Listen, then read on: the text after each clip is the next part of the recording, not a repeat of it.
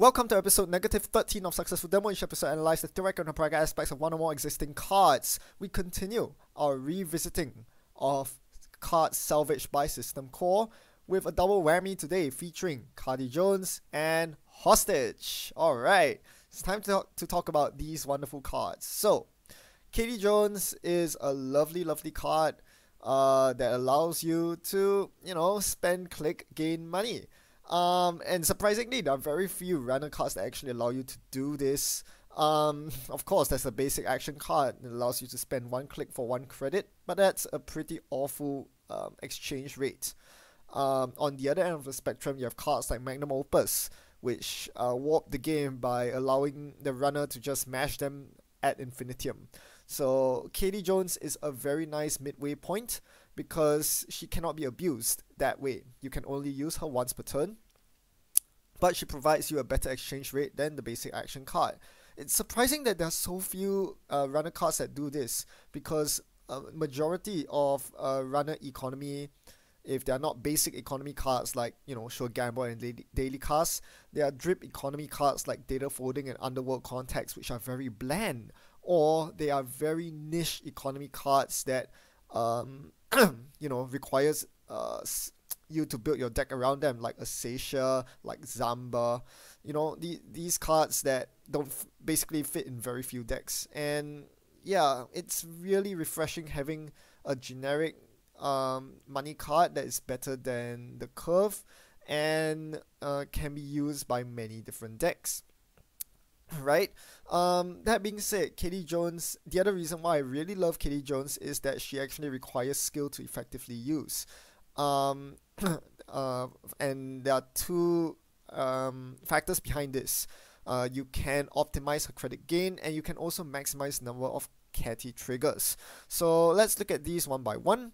Firstly, the thing with Kati Jones is the longer you incubate her, meaning to say the more credits, the more patient you are with her, the more you use the place 3 credits ability as opposed to the take all credits ability, the more your clicks are worth. So in this table here, what I'm doing is I'm assuming that you are always going to liberate Kati at a certain threshold. For the first row, for example, we assume that every time Kati Jones reaches 3 credits, you will attempt to take the money off her.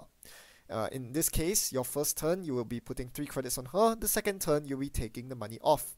The third turn, you'll be putting 3 credits on her. And the fourth turn, you'll be taking that money off. And so on and so forth. If you do the maths, you will basically gain 3 credits for every 2 clicks you spend doing Kati Jones. That's 1.5 credits per click already. 50% better than the basic action card, but we can do better. If we wait till 6 credits before you liberate Kati, that's 2 credits per click, and so on and so forth. One thing to note here is the asymptotic nature of this curve. If you are able to just take basically if you extrapolate this to infinity, Kati Jones can give you a whopping 3 credits per click. Of course, this will never happen in reality because, you can't go to infinity. But for the most part, she's worth roughly around 2 credits per click, which is pretty reasonable. It's important to take note of the diminishing returns. Let me get the pen out here. Right?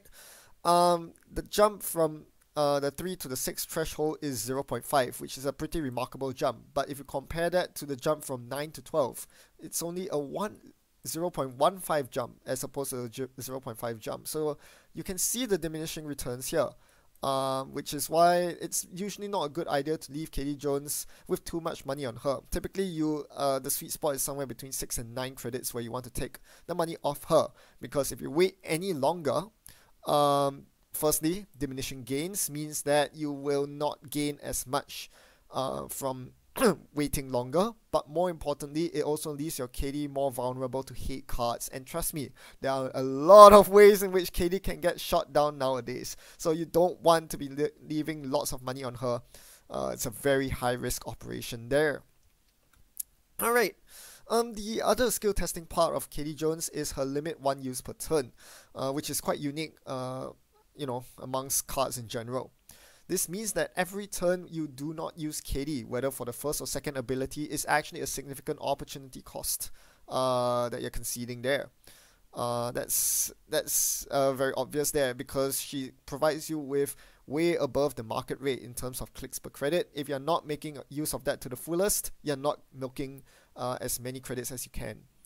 That being said, if you do strive to use KD every turn, you'll be left in a situation where it feels like you're under MC austerity policy every turn, because you only have 3 clicks to spend. The last click obviously is used to load up or take money from Kati Jones. So yeah, it's quite awkward, and it requires planning on your part to ensure that you have your turns, you have a good tempo from turn to turn. So that you can maximize your KD triggers. One thing to note with Kati Jones is that your first few turns with her tend to be really bumpy, because you suffer the 2 credit down payment for installing her, and she doesn't pay off until a couple turns later. This creates an effect where there's a very strong temptation to liberate KD as soon as there's money on her. And honestly, in many situations, taking 3 credits off KD isn't the wrong choice, to be honest, because sometimes you really badly need that compensation. But as I said, you should try to strive to only take money off her when she has at least 6 credits as far as possible. Now, the tricky part about KD also arrives in the deck building stage. How many Kati Jones do you run in your deck? As you can see, she is unique, so subsequent copies past the first are most redundant. That being said, like most other economy cards, you want to see her ASAP. Drawing Kati Jones in the late game is pretty redundant as well.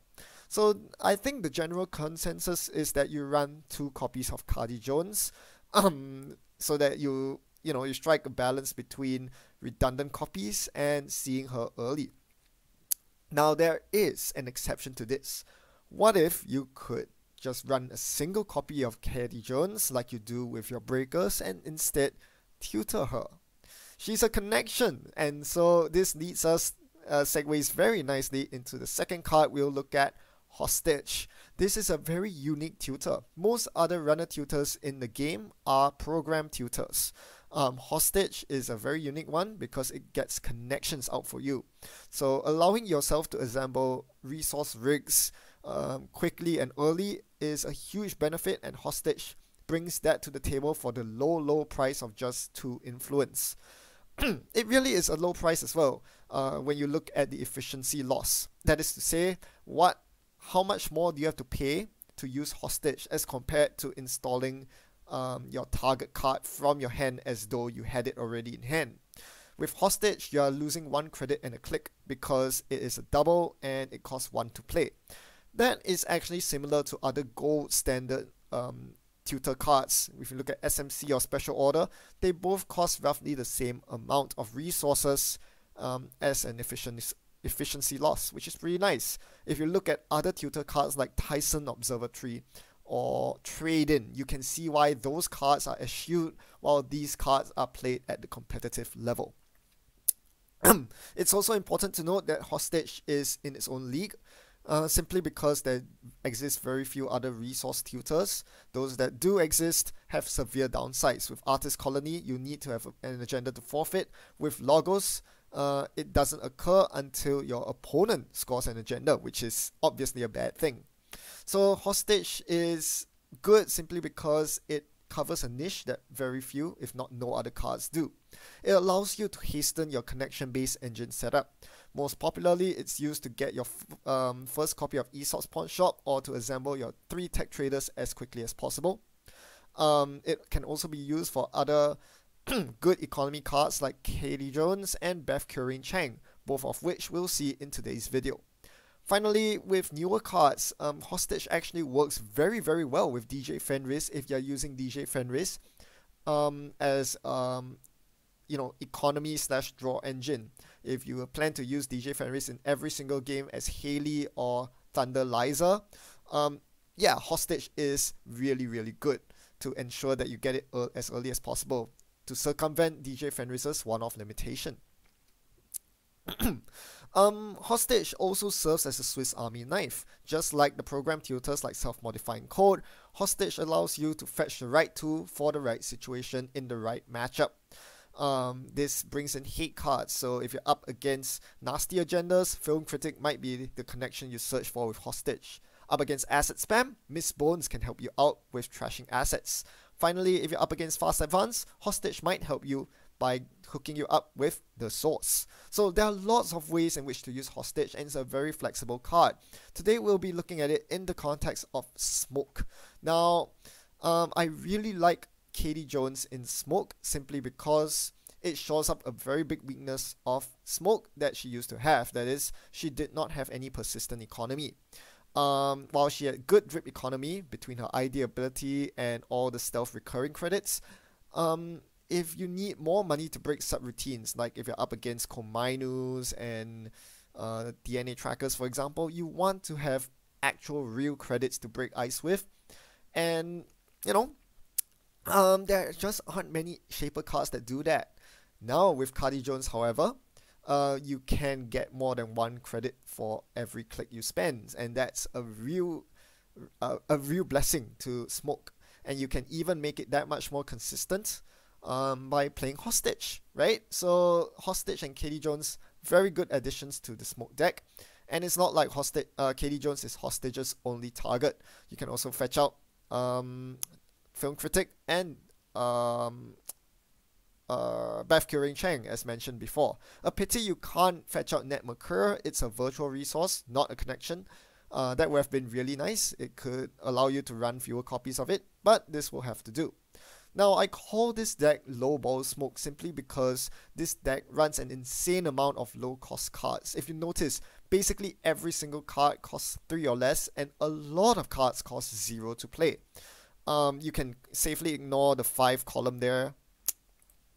This is as good as non-existent because those are the 3 copies of Sure Gamble that every deck runs. So if you just look at this part of the graph, which is pretty crazy. Firstly, I don't really look at this graph when deck building, but secondly, this is a very cheap deck to play. So many cards, 4 or less, right?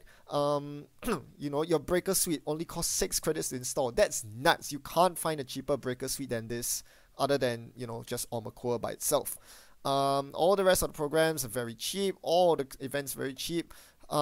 Even though 3-cost cards like Paragon, like Daily Cast, will pay themselves off over time. And the only 4-cost cards in the deck in Earthrise Hotel and R&D Interface. These cards' install costs can be mitigated by modded and Career Fair, respectively.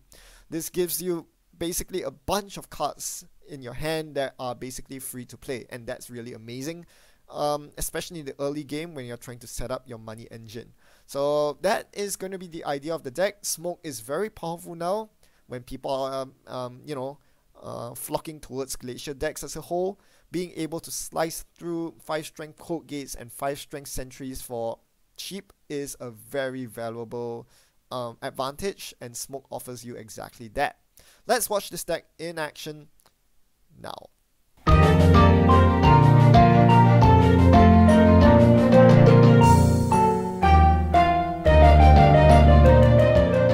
Okay, today's game features a very wonderful opening hand with 2 career fairs and 2 career fair targets in Daily Cast and Net Mercure. But my opponent throws a wrench in my plans by playing a Naked Remote. Now this is Jinteki. You've gotta expect the snare. That's the worst case card it could be, but I have to check it. It could be an agenda my opponent's attempting to sneak out, or a Rashida. So I check it, it is indeed a snare, and I lose my very valuable hand. So I think a lot of people struggle with this decision, and even I myself don't have it down pat. When do you check your first turn remotes? When do you ignore them? I think in this case it was correct for me to ignore it because the risk of, or rather the opportunity cost of taking 3 net damage is too high. Had I started with a shitty opening hand, you know, like I mulligan into a bunch of hardware and useless cards, I would totally run the snare because that 3 net damage wouldn't do much damage in the sense of denying me options. Here, it denied me my career fare into daily cast, which essentially means I'm down 8 credits. So as you can see, I'm struggling to make ends meet here. Even though I have a Paragon out, um, it's not going to be very fast, and my opponent is zooming way ahead of me. They're on 11 credits and I'm only on 1.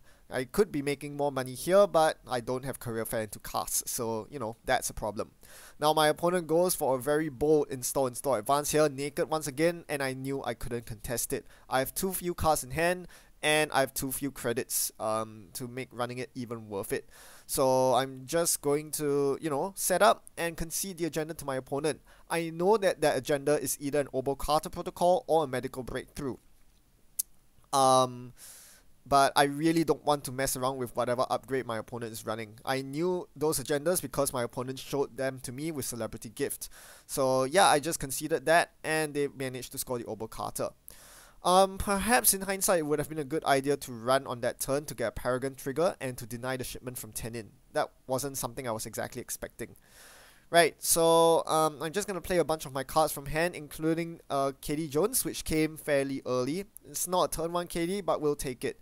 Again, as I mentioned in the intro, the temptation to take the 3 credits from Kati is very real here with no money to my name. But I'm just going to take my time, take a couple of cards, run R&D, get a Paragon trigger, get a Netmarker trigger as well because I have Corroder on the table, and I see Film Critic on the top of my stack. That is staying there. There's an Obokata on top of R&D that's also staying there. I can't steal it. I'm 1 card short. But once I get my Film Critic, it will be a different story. I can start stealing those pesky agendas. So my opponent continues drawing up here. And I manage, and you'll notice that I'm definitely loading up Kati every single turn here. Now, I'm very hungry for money here, so I definitely want to unload Kati. But, now that I Film Critic, I have no reason not to run my opponent's open R&D. So I'm going to run R&D, which nets me a Paragon credit, which nets me a Netmarker credit, which nets me a single access. Seems very worth it. What could possibly go wrong here? Another snare? Nope. That is worse than a snare, possibly. That is a Cerebral Static. That's a pretty tricky card to deal with. That's a pretty strong hate card, I must say, and it's gonna affect me big time. So my opponent definitely plays a Cerebral Static here, shutting down my ID ability, so that I can't use stealth credits from my ID anymore. Thankfully, I've already had Netmarker set up. This is why I use Career Fair on Netmarker on turn 1 instead of Daily Cast. I had to choose between one or the other in case it was a snare, which it was, and I think Netmarker is way more vital to Smoke's success than Daily Cast is. And yeah, so with the Netmarker, at least I can use those recurring stealth credits on Netmarker to fuel itself. I bury a Film Critic to the bottom of my deck, the second of 2 copies, just in case my opponent. I mean, I don't need the duplicate copy anyway. And I see a data loop on top of my opponent's R&D, so now I know exactly what sort of deck they are on. They are doing this, too much damage to deal with deck where you use net damage upgrades like Hokusai Grid and Ben Musashi. You're using Obokatas, which is very hard to steal, and you're using data loops and Kakugos to protect them on the remote. This deck probably also runs Fetal AI, I'm not so sure, we'll have to see. Right, so all those are very nasty cards, but thankfully with Film Critic we can circumvent a large portion of those defensiveness. Defensive agendas and Ben Musashi don't do anything. So I'm going to legwork here. This is a very risky legwork, but the intention here was to fetch the medical breakthrough that I saw in their hand with the celebrity gift show earlier. Now, Miraju is the one ice that hoses me. Most other ice don't do jack because I can just self-modifying code for the correct breaker, and I have Netmarker stealth credits. Miraju means that my opponent gets to hide 1 agenda in R&D as I do the legwork here, and I see shipment from Tenin, I see hedge fund, I see genotyping. It's a very interesting and eclectic selection of cards, but the most important part here is that I'm able to load up Kati and draw and play the Beth in the same turn. So you see the sort of tempo I'm getting at. Each turn I'm going to spend 1 click on Kati, and the rest are going to be spent 1 click drawing, 1 click installing, 1 click running. It seems like a very fair pace to go every single turn, and that is what I'm going to strive to do as we continue along. Finding Beth actually opens up a lot more options for me, giving me the extra click. My opponent's on Palana, so they are rich, which makes me rich with clicks. So now I can actually afford to draw more times on my turn, which is really nice against the snares my opponent is running. Alright, so here I'm considering a run on some central server, and I'm gonna get the cloak out so that I can actually start pumping up my net merker using cloak credits. I don't have my ID ability, but I do have cloak, and that's gonna help me gain passive money. One net merker credit gain every turn, one paragon credit gain every turn, and look, I gain an Obokata protocol from the bin. We take those. We definitely take those. That's a very nice find, punishing my opponent for not using their genotyping early enough. Right, so we're gonna continue on the game here, and we're gonna try to get as much money out of this Kati Jones as possible. It's a successful demo of Kati Jones after all. So yeah, every turn is just gonna be the same thing. Make a run, and load out Kati and draw a couple of cards to deal with net damage. The good thing is, having seen my opponent's agendas, Obokata Protocol and Medical Breakthrough are generally very passive agendas. As long as my opponent doesn't have anything advanced in the remote, I know for sure that they can't score agendas. They cannot threaten 7 points. So as long as my opponent doesn't jam anything in the remote, which they don't, I can simply just keep up this, usual pace. Run once, draw a couple of cards, maybe install a nice card that I drew, and load up Kati as my last click. It's a very, very steady tempo here, and I'm slowly gaining the edge over my opponent. Realistically, my opponent's deck is super passive, as you can see from those agendas that do nothing when scored. They don't run Niseis or House of Knives. The only form of offensive pressure my opponent can place is Shipment from Tenin, right? So that induces me to run every turn. So there's a very interesting dynamic in this game. My deck's entire purpose in life, my only goal in life, is to make a successful run every turn to trigger Paragon and Net Merkur, while my opponent's only goal in life is to stop me from running every single turn so that they can fast advance an agenda using Shipment from Tenin. So it's a very interesting, dynamic there. Both of us have the exact same goal, and right now it seems like I'm winning. Of course, things have slightly changed because now they have put an ice on archives, so there's no longer any free servers for me to run. Well, there's server 3 technically, but do you really want to hit a snare at this point? I didn't think so. My hand is pretty valuable right now, containing my last remaining copy of R&D Interface, as well as a powerful economy card in Daily Cast. I'm not playing the R&D Interface yet because I'm not that rich. I'm actually waiting to draw one of my copies of Modded so I can mod R&D Interface in at the discounted rate. Now my opponent mirages me into archives, and I'm just going to continue on. They are not going to rest the archives ice, so I get my successful run I was looking for here. So that's a Paragon trigger. That's really nice. And we see Dagger. Okay, usually you would keep Dagger on top so you can draw it and install it. But look at my board, I already have the SMC out, so I can fetch Dagger at any time. So because of that, I'm going to bury Dagger and look to draw more useful cards with my click to draw. I'm also going to spend some clicks finally to get my Obokata into the score area, which is a big mistake as my opponent lands a Voter Intimidation here. Now this was a very clutch side game win because it prevented Kati from getting trashed. I immediately take my Kati credits here because I'm like, nope, you're not getting my 12 credits here. That was very, very close. Man, the hate is strong with my opponent here. Voter Intimidation really catching me off guard there. A very efficient way to get rid of the Kati Jones, and I didn't really see that one coming. They didn't show me with Celeb Gift, and I didn't see it off in access. So thankfully I won that side game there, otherwise I would have lost 12 credits and my main economic backbone. No backup copies of Kati Jones in my deck, I don't think. Nope. Alright, so we're gonna run archives here, get hit by a net damage on Kakugo. We'll probably never run archives for the rest of the game. Right? We can't really deal with Kakugo with this deck. It's a very lean 40 card deck, so every card counts. We can't afford to take too much net damage from Kakugo. So we'll look to attack other servers instead. But given that we have gotten a successful run this turn, our opponent still cannot use Shipment from Tenin to score anything. So that's the main thing. We are stopping them from scoring agendas, so they are gonna slowly but surely pile up in hand. Now the tricky thing is, HQ is protected by Miraju. So I can't just run my opponent's HQ to pick off their agendas. Furthermore, they're also using genotyping to get rid of genders. So realistically, my only attack vector in this entire game is actually R&D, which is why the R&D interface is of crucial importance here. I'm going to mod it in at long last, finally found it, and now I'm going to go ham on HQ. Interestingly, here I'm trying to get the successful run trigger for this turn so that it turns off shipment from Tenin. I'm going to run HQ some more. I'm just going to keep running HQ here and force my opponent to spend 2 credits every click, resing their Miraju. I'm perfectly fine with trading click for my opponent's 2 credits here. It does deactivate Beth a bit, but, you know, I just need to thin down the defenses really, because once they go below the 15 credit threshold, it starts becoming a little unfeasible to res big ice in my face. And, you know, there's bound to be some big ice on R&D. The data loop is definitely at the back of my mind here.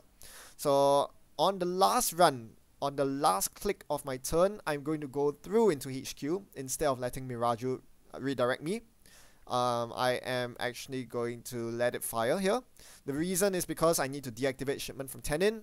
I'm risking a very dangerous run here. I could be hitting a dangerous ambush, but instead I see another copy of Cerebral Static.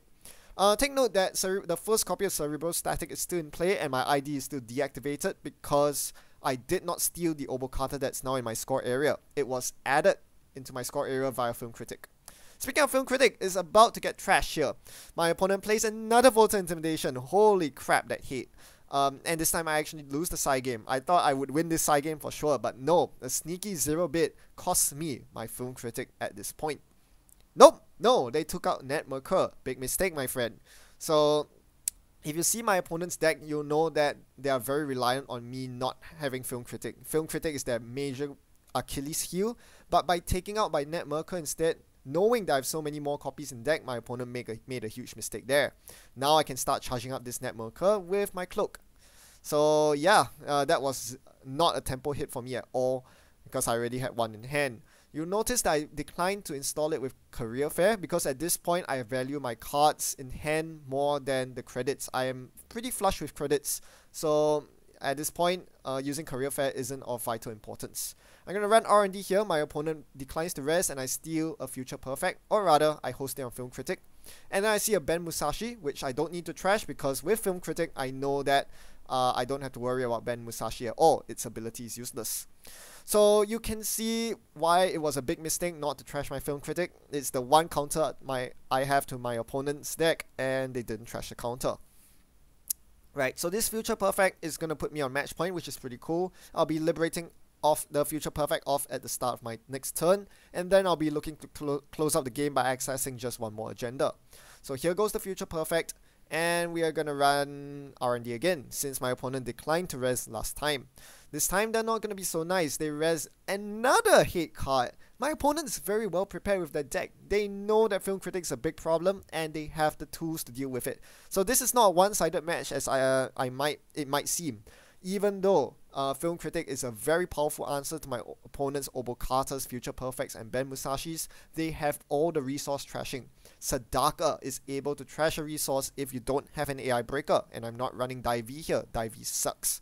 Plus, you don't really need AI breakers in this day and age now that Excalibur is kind of, you know, out of the picture for the most part. So realistically, you know, the Corroder, Refractor, Dagger, Breaker Suite works just fine.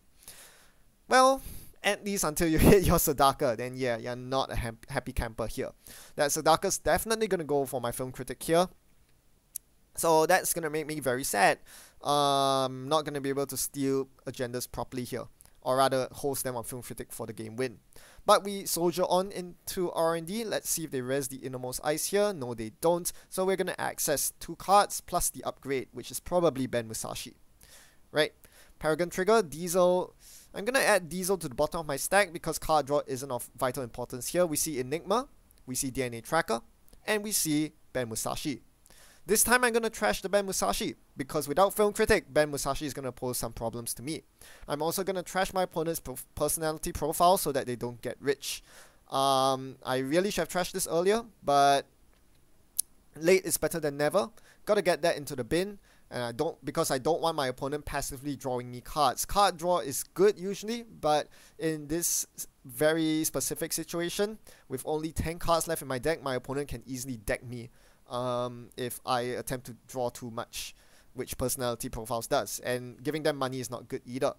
In the meantime, my opponent scores the only scoreable agenda in their deck, which is the Philotic Entanglement. It's scoreable because it's never advanceable.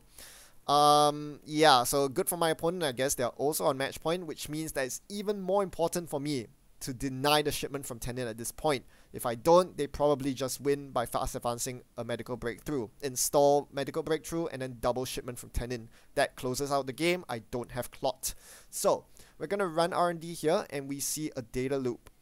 Right? This was the ice we were fearing all this while, and I knew I should have respected it, but I don't know. The correct move here would actually have been to run Archives, take the Kakugo net damage, and then spend the rest of my turn drawing up. Instead, now I'm forced to recycle 2 cards into my deck, which is a big issue because there are snares in my opponent's deck, and I can easily lose to a snare here. So I got really lucky here. I was gambling that there are no snares, and the fresh card was Cerebrostatic, so I survived that run.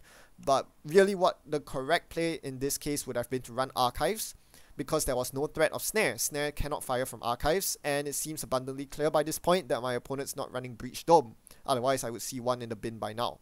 Right, with all the genotypings being played, surely one would have hit the bin by now. So yeah, that was a big misplay. I unnecessarily risked my life on the line for just 1 extra access, which was pretty stupid. So I'm just going to keep drawing up here. Don't want to lose to snare. I'm going to run R&D third click. No, we are going to run server 2. Reason is because now that my opponent has spent a lofty 7 credits on the data loop on R&D, it cannot afford to res another data loop or a DNA tracker. So it seems like a good time to clear out server 2, and if they have an agenda in there, namely the Medical Breakthrough that I saw on their turn 2 Celebrity Gift, I've just won the game, right? Accessing it here would win me the game. So I'm going to break the News Hound here, which does have an end run subroutine, and before I can get to the base of the server, my opponent concedes it was an agenda at the bottom of the server after all. So yeah, we got the W in the bag, but well, okay, I guess I'm feeling good about the win because my opponent was playing such a draggy deck, one that, you know, attempts to grind you out with passive cards like Snare and Obokata Protocol. So it feels good beating such a deck, but on the same, ironically, it is exactly these kind of decks that, you know, punish runner mistakes more than anything, and I think I made quite a few big blunders this game, and you know, one could argue that I didn't deserve to win because of that. Yeah, I think you can find more than those that I've listed here, but the 2 biggest offenders were the turn 1 run on what was potentially a snare. Of course, hindsight is 20/20, but given my opening hand, which was too good to be true, I really should have just stuck with the cards in my hand. It's not wrong to decide whether to run a naked remote turn 1 against an unknown opponent, you know, based on what your opening hand looks like. In fact, that is exactly what you should do. Against a more, you know, opponent you're more familiar with, say someone you regularly play at your game night, your regular game night meets or something, when you're more familiar with their playstyle and the types of decks they can bring, now that's when you can make a more educated guess about what that turn 1 remote can be. Otherwise, there really just isn't any point taking such a big risk when I have such valuable cards in hand. The next thing was the R&D run on the data loop. That was a huge, stupid facepalm mistake. I know I was very compelled to make a successful run that turn to turn off shipment from Tenin, but that was no excuse for me to play so sloppily and open myself up to a snare flatline when I was in a dominating position, being at match point already. Now let's look at Kati Jones, the star of the show. She did a lot of work despite not coming out on turn 1. I managed to take credits off her twice, once for 9 credits, once for 12. This gives you a mathematical 1.9 credits per click, which is a very good number. That's almost magnum opus levels of efficiency, which is really cool. That actually even factors in the 2 credits and click cost needed to install Kati Jones. So I think that was a very successful Kati Jones usage. Getting so much efficiency out of her. Because of that, the 21 credits she gave me allowed me to sustain my runs for the rest of the game. Without her, you know, I would be clicking for credits most of the times instead, and that would be a lot worse. So yeah, Kati Jones fits so well in smoke decks because all those clicks spent clicking for credits are instead used to get double the efficiency of out of Kati Jones, almost double, which is amazing. You'll notice that to do so, to get the most out of Kati Jones, actually required a lot of discipline with my turn planning, but it fit very well into the tempo that I wanted to accomplish. Every turn you kind of tread water by drawing a card and then installing the best card from your hand. You make a run which leaves you slightly ahead of the curve, but then you get to click Kati, which just adds so much value to your late game inevitability. And that's how I managed to win the game, having enough money to threaten repeated runs on R&D with R&D interface. That's Shaper Life for you. Now, that being said, I got very, very nearly got hard countered this game. That was not fun. My opponent was more than well prepared for the film critic, and Kati Jones was kind of collateral damage. As you saw this game, Voter Intimidation and Sadaka are great Jinteki counters to, connections in general, but in particular, Kati Jones. Yeah, a loaded Kati Jones does not like facing up against these cards, and it's not a paid ability, so you cannot take Kati Jones credits while you're encountering a Sadaka, unfortunately. Now, Jinteki is not the only faction which you have to worry about having your Kati getting trashed. If you're against NBN, the good old trusty C-Source is a huge problem. This basically means you can't make successful runs unless you have, a decent amount of money. Otherwise, they can just C-Source you, kill your hard-earned Kati and her credits, and that leaves you in a very bad spot. But the rudest possible hard counter might just be MCA Informant. It almost seemed like this card was specifically designed to hard counter Kati Jones because of Kati's ability, which says you can only use her once per turn, and MCA Informant adds extra text to Kati's text box. The click to trash MCA Informant actually is transferred onto the Kati card itself. So what this means basically is if your Kati is tagged with an MCA Informant, you cannot take the money of Kati and then use the MCA Informant trash ability in the same turn, because the MCA Informant ability is on Kati Jones, and as Kati Jones says, you can only use one of her abilities once each turn. So yeah, that's pretty nasty that way. It's a pretty nasty interaction. If Kati gets hit by an MCA Informant, you almost always have to use the MCA Informant ability regardless of how many credits you have on Kati Jones. If you don't, if you just take money and leave MCA there, you are considered to be tagged and you can be exposed to nasty stuff like closed accounts. Against Wayland, it's not much better. Under the Bus is super rude. It is basically turned on for the entire game. At least with Voter Intimidation and Jinteki, you're kind of safe until you steal an agenda. Under the Bus just hits you whenever you access cards, and you're going to be accessing cards very often. Corporate Town's another really rude card because it goes untelegraphed most of the time. Sure, it requires an agenda forfeit, but take note that it sticks, it persists, so it can wreck your entire board, not just your Kati Jones, but the remainder of your resources, including your net Merker. These are all very dangerous cards to deal with. So yeah, I think if there's one take-home message is that most of the time, Kati Jones just doesn't have a safe place to run. Don't get as greedy as I did this game, going up to 9 or even 12 credits and nearly losing the whole lot of them. HB seems pretty safe though. We haven't seen any HB hard counters. The best I've got really is Malia Zolokov, or whatever you call it. But even that doesn't kill your Kati. It simply renders her unusable for some time until you get to trash the Malia. So not the biggest deal in the world, your Kati doesn't die. That's the important part. The credits on her are still available for the taking once you remove the Malia from play. Paper Trail is a nasty agenda that most people are afraid of because it's neutral. But personally, I don't think it's a big problem because most of the time, I'm more worried about the corp scoring some other 4-2 agenda. Nisei Mark II is dangerous. Over Advanced Atlas is dangerous. Heck, most of the time, even Corporate Sales Team is more impactful than a Paper Trail that usually requires the corp to put some investment into the trace just to trash the Kati Jones. I don't think it's a very good agenda, and it's no surprise then that most people don't bother playing this agenda. So I don't usually play around it. Snatch and Grab, well, it used to be a nasty hate card, but as you saw in the previous night, there are much better cards out there than this one. And Contract Killer, you don't really see that nowadays. It's not really played outside of brain rewiring combos. It's just not that good. Right, so we've talked a lot about Kati Jones. What about the other half of this successful demo? Where did Hostage go to? Were you paying attention this game? Did you actually see me use the Hostage in action?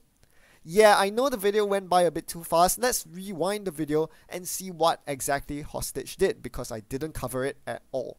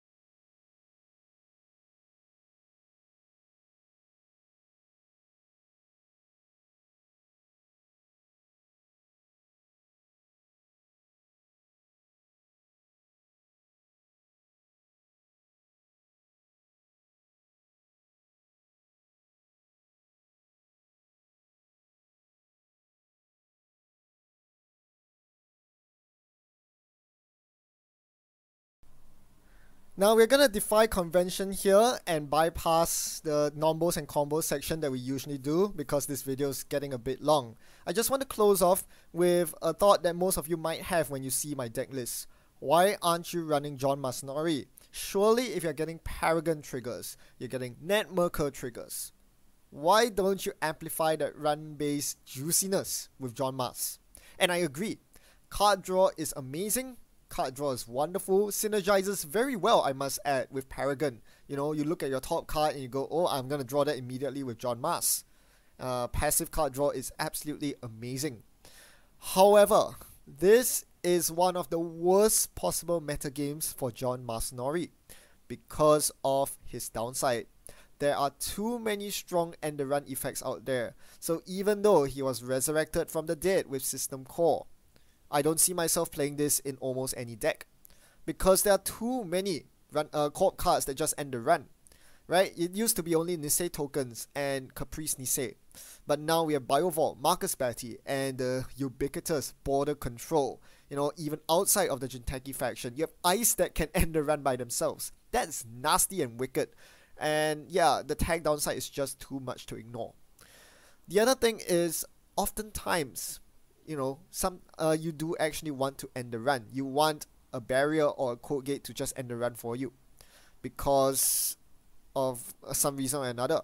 Like this game, for example, when I ran into archives and my opponent res a Kakugo there, heck yeah, I'm gonna end the run. I'm not gonna go through and take 1 net damage. That just doesn't make sense. So, and then I was able to, because of that, I was able to run the HQ Mirage repeatedly, even though my opponent kept resing it in my face. I was able to say, okay, you can redirect me to archives. I'll just hit the Kakugo there and end the run. With John Masanori on the table, I wouldn't have had this option. My play would have been a lot more constricted, and in fact, it would actually have limited my options rather than draw me more options with card draw. So yeah, John Masanori oftentimes actually ends up confining your play in a bad way, not the encouraging you to plan out your turn in a good way like Kati Jones. But with John Mas, it makes you play more passively than you should, and that's usually a bad thing when it comes to runs, right?